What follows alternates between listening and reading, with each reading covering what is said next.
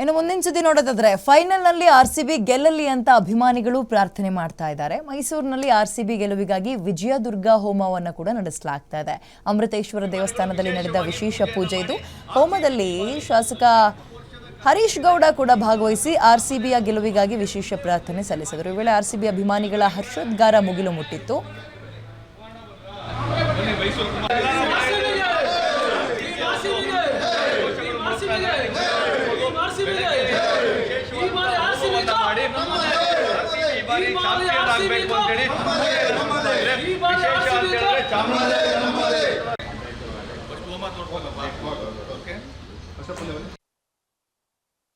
ಕೋಟ್ಯಾಂತರ ಅಭಿಮಾನಿಗಳು ಇದಕ್ಕಾಗಿ ಪ್ರಾರ್ಥನೆಯನ್ನ ಮಾಡ್ತಾ ಇದ್ದಾರೆ.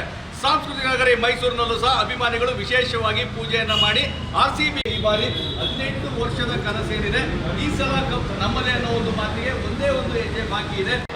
ಇಲ್ಲಿ ಬನ್ನಿ ಮೈಸೂರು ಮಾಡಿ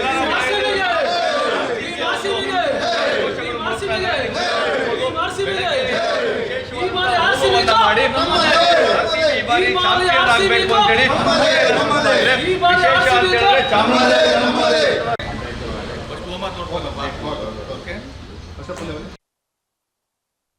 ಕೋಟ್ಯಾಂತರ ಅಭಿಮಾನಿಗಳು ಇದಕ್ಕಾಗಿ ಪ್ರಾರ್ಥನೆಯನ್ನ ಮಾಡ್ತಾ ಇದ್ದಾರೆ.